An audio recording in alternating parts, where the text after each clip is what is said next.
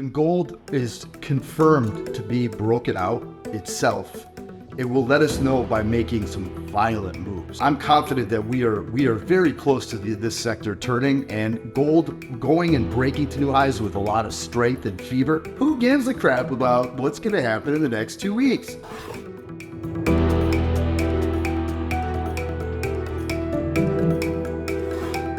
Welcome everyone to Navigating the Minefield, and this is the first one of 2024, and so welcome and Happy New Year to Eric. Likewise, Roger. Let's get it rocking. Is this going to be the year where we finally actually get to grips with a bit of performance from the junior miners? That's going to be the question I think is going to be, certainly on my lips and everyone else's. And obviously everybody remember that this is not investment advice. It's all for education and engagement purposes. Everybody should do their own research, and everybody has their own risk profiles and aims with their investing. So please do your own work and trade accordingly. And I think, maybe a good starting point, obviously, before we look at the junior miners and their prospects, it's to have a quick look back at the gold price, because between our last recording in sort of early mid-December and then the end of the year, we had another test of that all-time high from gold, but we still haven't broken convincingly. And you said very frequently last year that you want to see it break above 2100. So presumably your feeling here is pretty much unchanged. You'd still like to see a convincing break of that 2100 level? The price action that we saw in early December, where we popped above 2100, was short-lived. We ended up coming back down throughout the month of December. What I want to see, and I had mentioned before, is I want to see a monthly close above 2100. Now, we did not get that. I believe it was somewhere 2076 or somewhere, within there. Yeah. So that was the number that we closed for the month of going into January. So technically, that is an all-time high. Okay.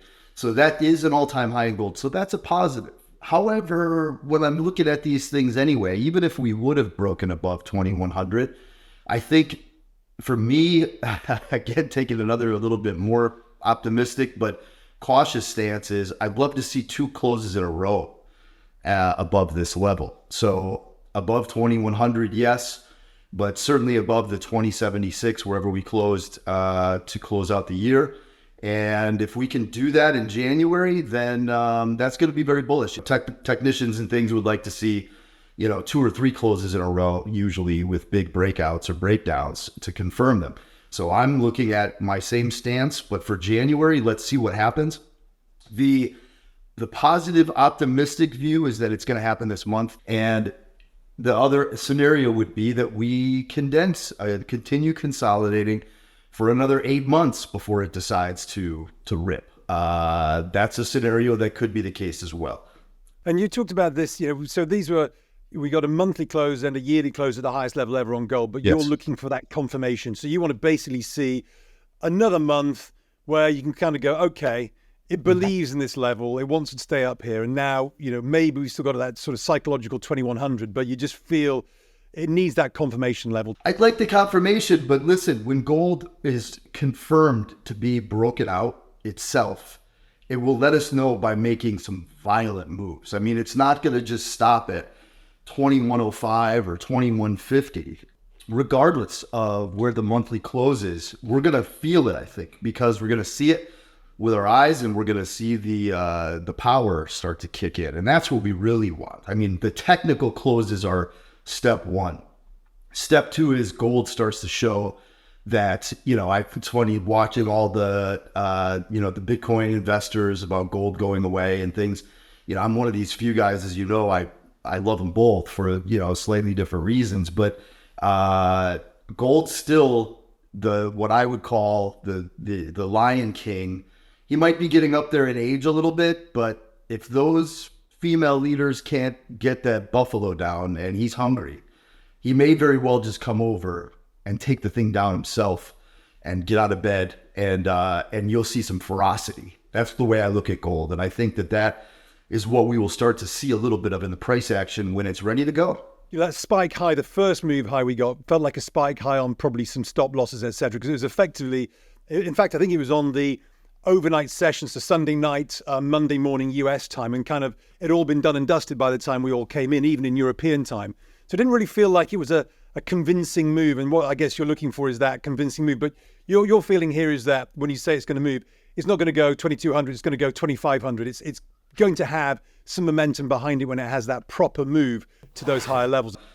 My work has shown that on a real breakout of an all-time high on a quadruple top, which has been 12 years in the making, the minimum that I'm looking for, call it within like 9 months, is $2,700 gold. So that's a 30+% move in gold, which is pretty rich, right? I think it could go over 3,000 within 15 months.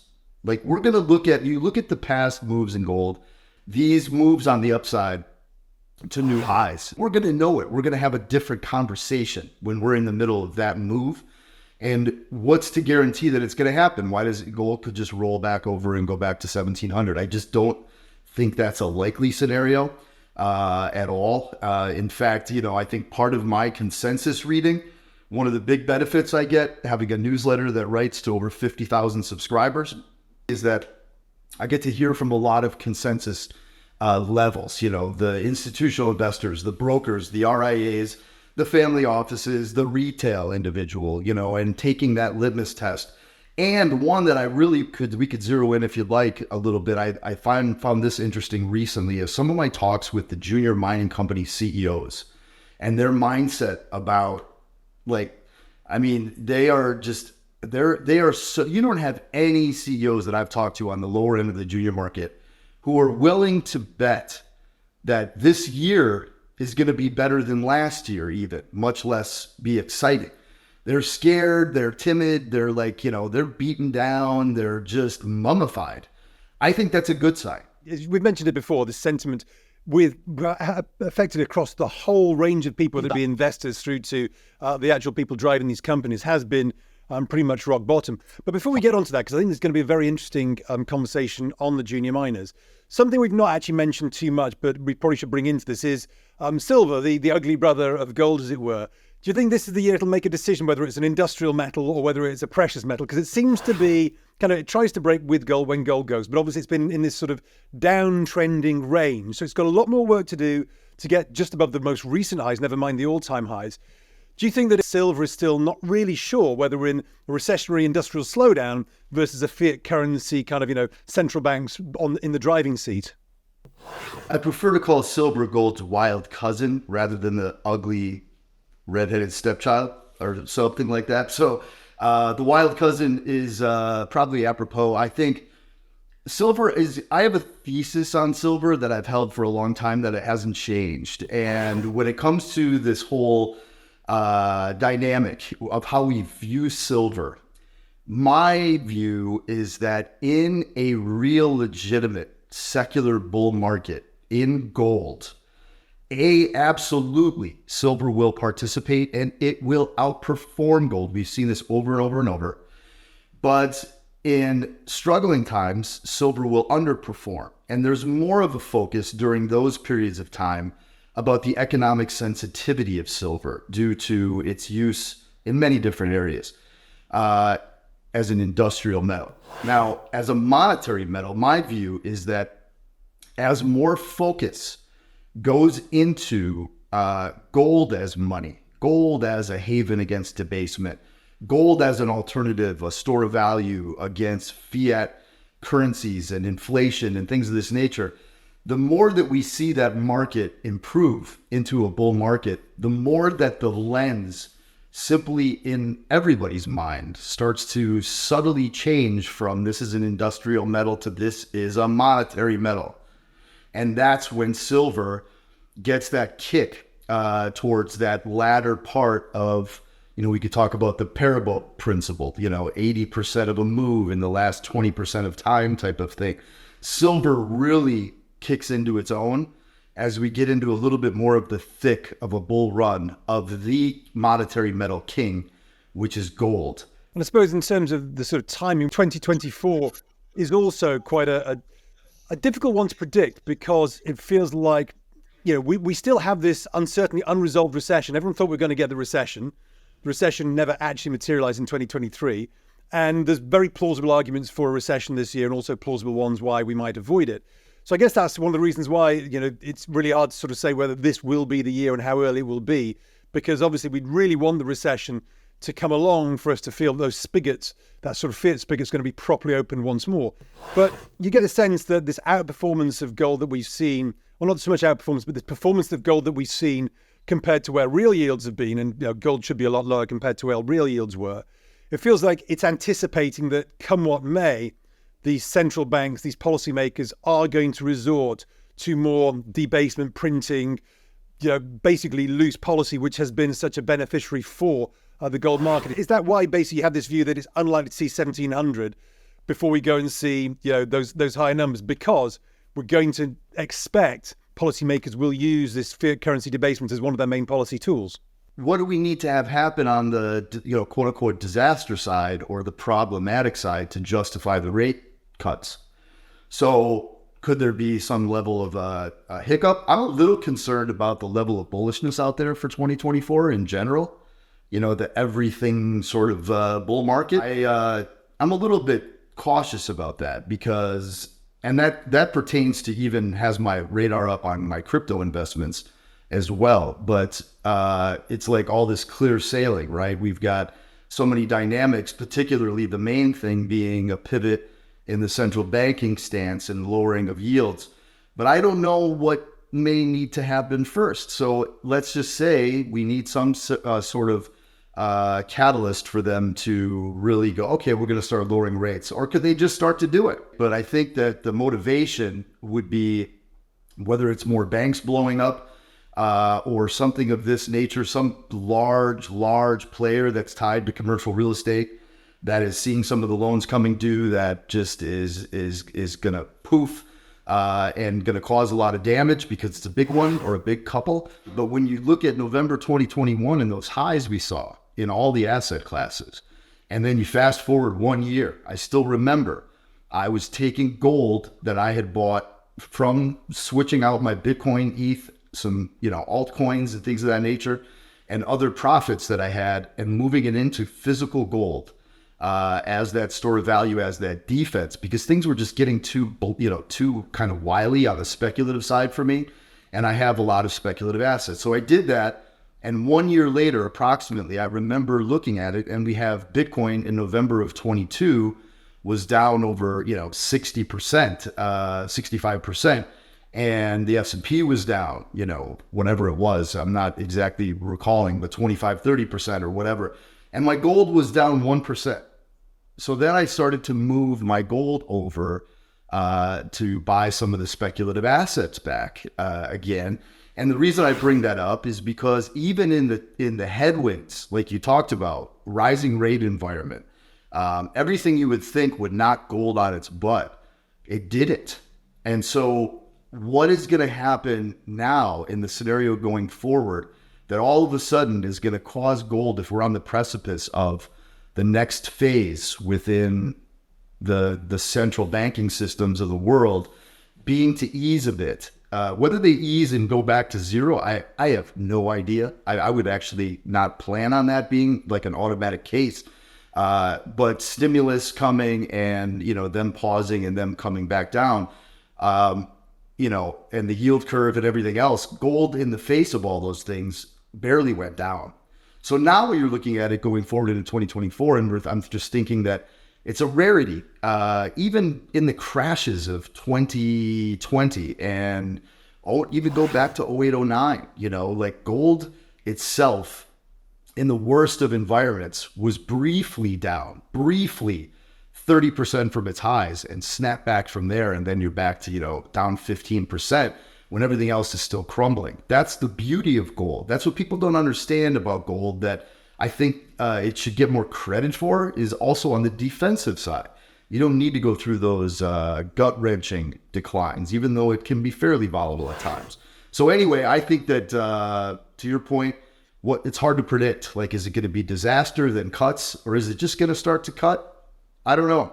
And then just moving back now, just to sort of think about those junior miners, whether it be gold or silver or whatever, it feels like, and one of the frustrations I think for everyone who's been investing in them is that it seems that we've not had a lot of beta relative to gold, for instance, in the gold miners on the upside. They've slightly outperformed. So from the September, October lows, yes, I think that the junior miners have outperformed, for instance, gold, but not by much. But then every time you have a small pullback on gold, they have that higher beta on the downside. So it feels like you don't get as much bang for your buck on the upside. You're getting more unfortunate negative bang for your buck on the downside. What do you think is going to change that? When does that shift into these things will have a 2-3x beta to the upside and massively outstrip gold? So if gold's at 2,500, these things have gone up, 2 or 3 times, and in some cases more. And obviously there'll still be that beta on the downside. But what's going to change that? Because it seems that the frustration for a lot of people is that it pulls back too much for most people's liking, but doesn't get enough of the upside when we get the upside. I've been a bit early in some of my prognostications with my own money in this space, accumulating what I thought were already very cheap junior miners. And those valuations have continued to grind lower during 2023, certainly. So we've been in a bear market. It is coming up, I believe it's next month, will be 3.5 years of a bear since we topped out in August of 2020.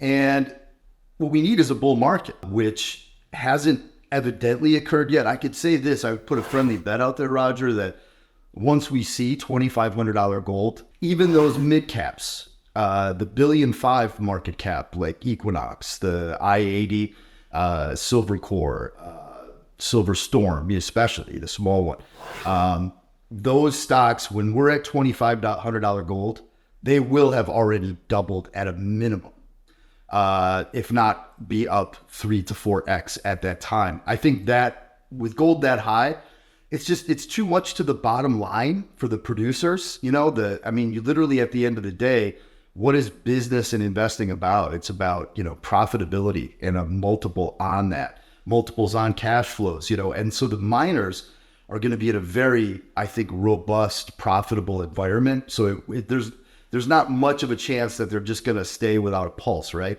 So that then creates and drives the activity down the line where the bigger companies are flush.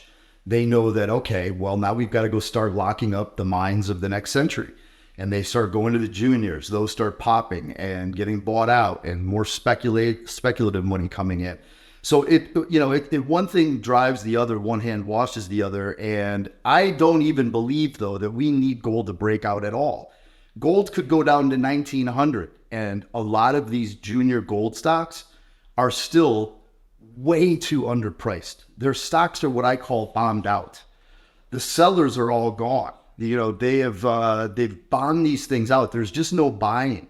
So it's being held in this concerted group of long-term holders like myself and a lot of my subscribers at Gold Investment Letter and things like that, where we are in it for the long haul. I'm still of the opinion that any day, any week here, early in 2024, the moving past tax loss selling season, we're seeing it a little bit in some names. They're starting to float higher because that pressure is gone on the sell side. But assuming it's still a cyclical industry at all, and that cyclicality is going to turn into a bullish cycle, whenever that time comes, we're going to do very, very well. And if I'm early and I continue to chip away at my positions, it will be very profitable for me. And if I'm wrong and this never turns into a bull market ever again, I'm going to be stuck with a lot of bags of trash, okay? But I'm confident that we are very close to this sector turning, and gold going and breaking to new highs with a lot of strength and fever. There's no way these deals are not going to move at all. They're going to start popping. And so obviously, although none of this is investment advice, I think what you're really sort of looking at here is this. There's something which we covered in the sort of how to actually invest in this space overall, which is, you have your capital you might want to put to work, and actually these pullbacks that we get, where the pullbacks in the miners are greater, at least appear to be greater than the pullback in gold. Actually, that's the time to start averaging in some of the capital, take some time over it, and start building positions for the longer term. Yeah, that's it. You can sit around and kick your couch and be a hater because somebody mentioned a company and it's down 50% on paper. Or you can say, look, this is the environment we've been in. How am I going to adapt? Because when these things start to turn, they turn fairly violently. They are going to be very difficult on the smaller end of the spectrum to buy in any positions of size without these stocks going up 50 to 100%. So that is a beautiful thing for somebody like me who's like down 40% or 35% or 20% unrealized in some of these areas. And then all of a sudden that 50% move, I'm in the money. I've got a massive position and the party's just getting started. So I can start to scale out of my risk with some of that stuff that is very high risk earlier in the cycle. Just taking that third of a position or whatever it is, close to a triple. My principal's almost gone. You know, my cost average is nominal. And then I sit back and I give it time. But I'm okay with stomaching big volatility, big unrealized losses. But the end game, I believe, is going to play itself out very nicely. It's just the tough part then comes in, which is like, when do I start to really exit? That's the tough one that we're going to have to worry about in the next 3 years. Who gives a crap about what's going to happen in the next 2 weeks? Really? We've tackled quite extensively over the last sort of 5 or 6 episodes the sort of mining space and the gold space. But next week, we're going to get the sort of the base level view, or your base level view, of how to invest in the world of crypto. I'm looking forward to that one because that's a space I have very, very little knowledge about. Awesome. Hey, thanks, Roger. I appreciate it.